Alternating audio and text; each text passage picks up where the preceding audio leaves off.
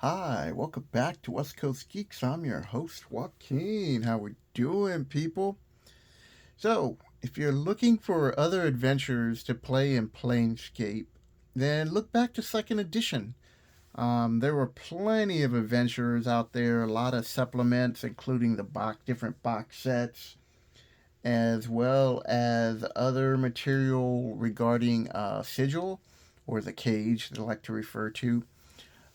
These modules that I'm going to be going through are the ones from my collection, and I have most of them, and I'm eventually going to just collect them all because I do enjoy reading these, and I found that these old school modules here are really easy to convert, like pretty much any adventure for D&D is. So let's start off with something wild. So every Burke and Sigil struggles to keep the savage side at bay, but now the bars of the cage are breaking down. Now, I'm not going to read in depth on every one of them because I do want to keep this to be a short video, but I do like the language and the style of these modules, and I hope that they kind of keep this type of language in the new edition, but I don't know. But this is what made Planescape interesting as opposed to the first book that they had written about the planes. So here we go. Don't go to sleep, Cutter. That's where the shadows slink, gnawing at the frail cord of sanity. The dream-touched sods of Sigil are snapping one by one, turning on each other like wildcats in the street. And as the people become animals, animals become monsters, rending fiends and foe alike with their fangs and claws. As you go, rawr. The large factions have enough trouble dealing with rash breakdowns from the prisons. But when the shackles of society fall away, it's all a body can do to keep the beast within from bursting free and running wild. So, level 4 to 7, 4 to 6 characters. That's usually what D&D was at that point. Nice little cool adventure. You can find all of this either like eBay, or if you're lucky, like flea markets or garage sales or whatnot. You can download them for free or get them through a PDF. The next one is Doors to the Unknown. 4 doors of mysteries appear in the cage. They lead to 4 adventures of a basher has the dark of them. This is a cool little adventure. It from 2nd to 10th level. So these can be played separate or as a mini campaign. And then they did do a lot of like angels and devils, but what they also did was like spread everything out. But the Diva Spark is pretty cool. I was intrigued just by reading the back of it. I knew I wanted to DM this. A barroom brawl, no big deal, except when it starts on the abyss, and the brawlers are a diva and Bebelis, Bebelis, Bebelis. I know I mispronounced that, but so a diva, a celestial champion who serves the cause of ultimate good. The Beebalist, a nightmare monster whose every deed reeks of ultimate evil. 2 eternal enemies locked in a bizarre struggle for the ultimate prize. What terrible secret connects these two beings, and what does it all have to do with the legendary Diva Spark? Only a group of brave cutters can get to the dark of the peel. Dark of the peel. And they better hurry because time is running out. Kind of like me with this video. I'm trying to keep this short, people. Alright, the Eternal Boundaries. Another one. This one takes place more in the in Sigil. And what I like about this adventure is it's from level 1st through 5th. So you can have your characters actually start off in Sigil, or they, are on the Prime Material world, and then they just get they pass through a portal, and then you can have them end up here.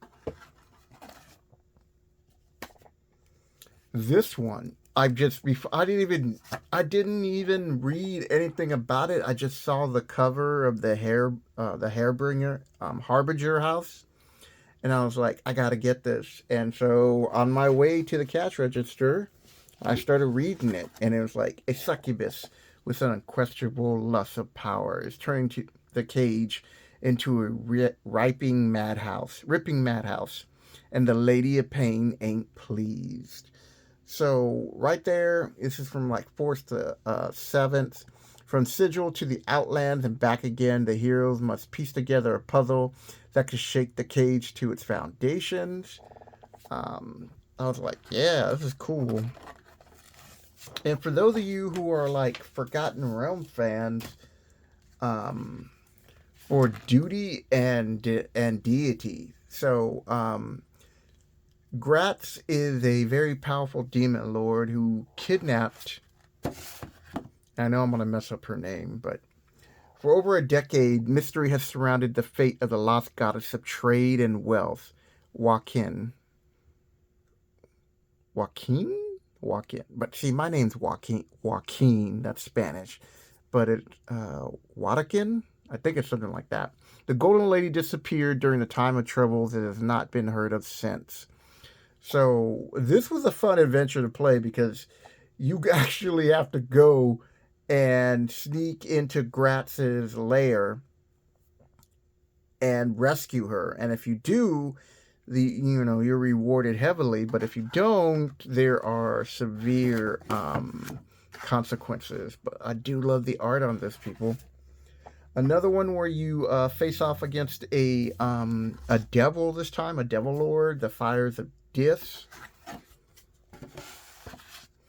In the outer planes, a holy sword can be a fiend's best friend, especially when the owner wants it back.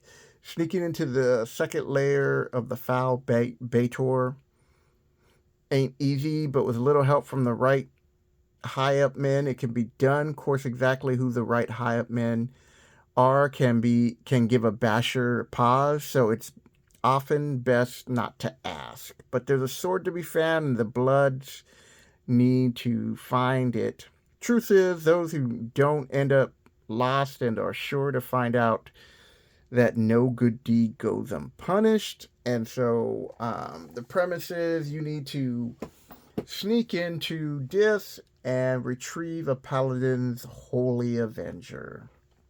Really cool module.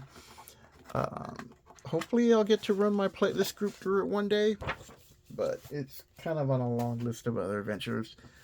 Well of the Worlds. This one is designed to where I think it's like 9 new adventures, a poster map of the planes, and so you can link these up. But these were the styles that they did back then, where they would create a lot of adventures, and they gave the DMs the option of like linking them all up together, or just picking and choosing what you want. So if you enjoyed the video, hit the like, subscribe button. I'm getting close up to hitting 250 subscribers, so I appreciate the help. So Planescape had its own little mini mega campaign, and it started off with the Great Modron's March. And for those who played second edition, this was a really popular adventure. The next march wasn't due for another 189 years. Try telling that to the Modrons. And so, on regular schedule, the Great Modron March spills out of Mechanus, and the lawful automatons file their way through the Great Ring. No one knows why they do it, but everyone stays out of the way, because when the Modrons march, they walk right over a Burk who doesn't know enough to move aside. And so there's a mystery in this where people are trying to find out why are they moving. And there again, this one is like 11 adventures ranging from 1st to 10th level, and this links into the next module that we're going to go into, and this is like a higher level, so this is getting you set up. And Dead Gods. Oh, I love this book. This module is really good. It deals with one of my favorite demons, Orcus. Um, Orcus is dead, and you're gonna find out why. Think of killing a god's touch, Burke. It says think killing a god's tough, Burke. Try bringing one back. And so you don't have to have played the Great Moldron's March, but there are some hints in there that lead up to this. There's two adventures in here, and again, they don't have to. You don't have to go through both, but most campaigns did, and so I love this adventure. It has the ramifications of this could really change your campaign, and so having the characters influence the campaign can be fun if you do it correctly, and I guess that's true of any adventure. But being able to directly affect whether Orcus can come back or you can thwart Orcus. Anytime you can do something like that, this is a good way to finish off a campaign.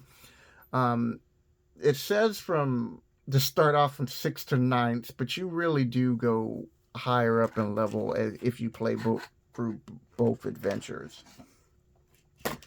And the last, but not least, is the faction war. So, Sigil has been at peace for over 600 years. All good things come to an end. So, what they did towards the end of Planescape was this adventure is that all the well, I'll just read the last part of it. 6 centuries ago, events surrounding the Great Upheaval imposed an uneasy peace in the city of Doors. Since that time, the 15 factions have quietly conducted their philosophical battles for the hearts and minds of all cagers, and has always stopped short of all-out war. But now the tensions are flaring, tempers are rising, and the cage is about to explode in conflict. This is another adventure where the player characters can help dictate the outcome of the campaign and whether or not these factions will survive, which factions will survive. The player characters do play a hand in that. And so all these different adventures can help you like create your own adventures. And so that's why I just wanted to make this video just to help new DMs who are like in 5e, just give them a chance to just to look at other material and hopefully be inspired by it. And just looking at the description of these, you can have enough information to be like, oh, that's cool. I would like to do something where the players have to sneak in to, let's just say, Jubablex plane to get an artifact that just happens to end up there or do something, or maybe they're involved in some plot or assassination attempt in Sigil. Like, there's so many different ideas, and that's what these adventures can help you do. And also, you can play in some of the classics like the Moldron March or Dead Gods, and have fun with your group with these. So I'm afraid that Planescape is going to fall into what happened to Ravenloft, and then, God forbid, what happened to Spelljammers, which was the worst. And they're just going to leave it at that. I just kind of feel like they're just, throwing a little fan service to us old school players and trying to introduce the new players to these other campaign settings that they've only heard about. And if you get a chance, I would play Planescape. I haven't got the box set yet, like I said, but I plan to, and I want to do a review of the module once I get a chance to read through it. It looks interesting.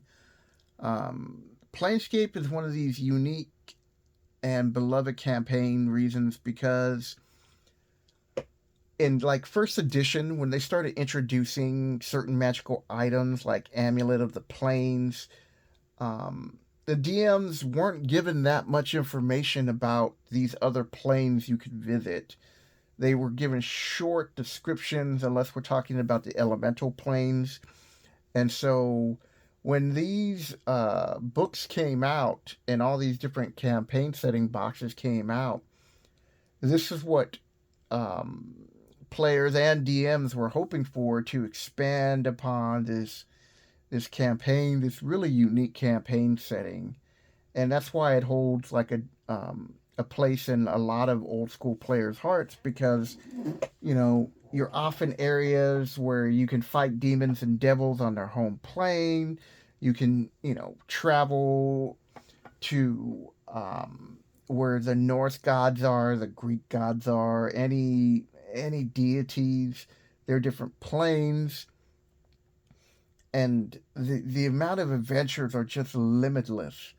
And so I'm hoping that this video will just give you a little peek into what's out there, and you'll look into it and, make something creative for your group.